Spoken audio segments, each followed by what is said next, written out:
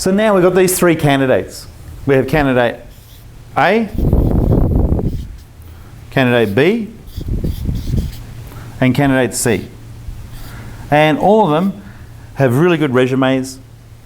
All of them have more than 10 years experience. And all of them present to you like fantastic. They sit in the interview, they've got the best ideas, the best way they're going to take your organisation over the next 5 years to be the, one of the largest in its field. And it's a very important job. With this person is going to be a marketing manager.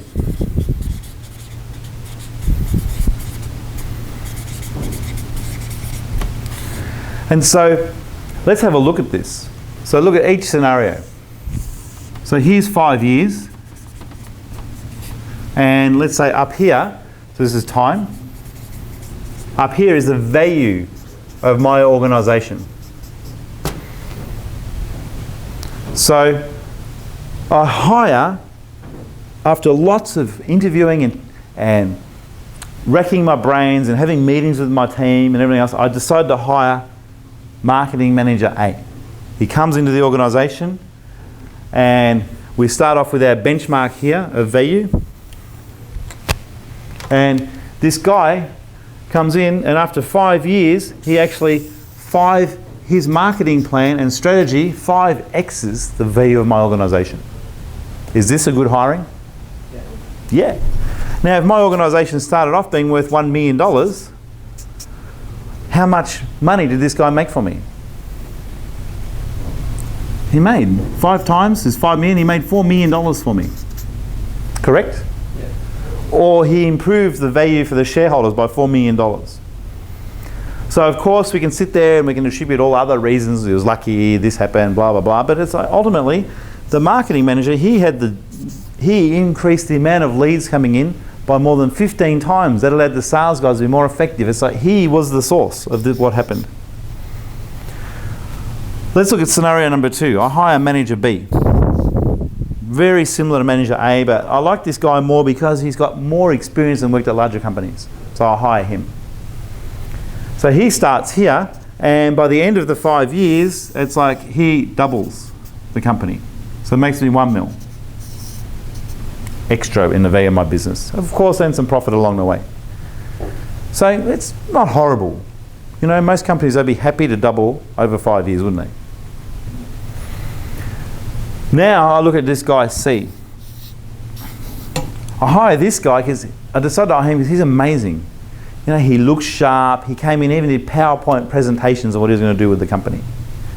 I ring his old boss, and his old boss tells me that this guy, man, he's one of the sharpest guys we ever had here, and we're really sorry to lose this guy. So I hire this guy, and 5 years later, it's like I don't have a company anymore. It's gone. Because what I did was I listened to this guy, and I spent so much money on marketing that didn't work that I sent myself broke. So I'm a little bit upset too. So now I actually ring back 5 years later, and I'm sitting in the gutter. I've got a paper bag with a bottle of wine in it, and I ring the guy. I ring his old boss. I go, when I rang him, he said this guy's sharp and he's really good, and it's like, but he actually sent our company broke. I listened to this guy for 3 years, thinking that he was the guru. His old boss says, yeah, well, I don't know. We didn't really get, now you say it, we didn't get any results really either. He said, we put him as a marketing manager, we paid him a big wage, but now I look at it, over that 3 years he was here, our sales dropped. But we just thought it was because of the global financial crisis, but he's a good guy. But look at the difference, right? Because not only between this selection, so this is a major decision. And it could be just as major if you wanted to hire someone to put wheels on a production line in a car manufacturer. Because if those wheels aren't put on properly and the wheel falls off, that could be just as devastating to the organisation. But what we have, the difference here, is we had a company worth $1 million, probably making $200,000 to $300,000 profit, or an area of a company now is gone to zero. So now, over this period, this person has lost $1 to $2 million and has no organisation, and probably the management team or the owners lost all confidence in actually going out and doing it again. So now they go, you know what, I'm just going to run a small organisation, do it myself. This guy comes in, he makes an extra 4 million on the capital value of the business, but also every year added a lot to profit.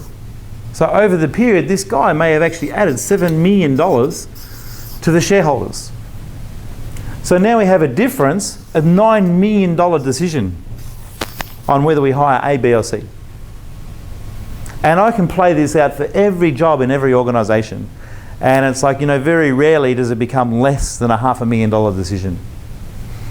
So how you screen and how you choose people becomes one of the most important things you'll ever do in your organisation. And so use the Performia evaluation system. Because the Performia evaluation system, I can guarantee you, would only have chosen A. Would have straight away seen C probably before the person, we even looked at the person's resume. In actual fact, I can nearly guarantee you that C wouldn't have applied for the job because of the way the job ads are written. Okay, B would have been interesting, but A would just stand out so easily.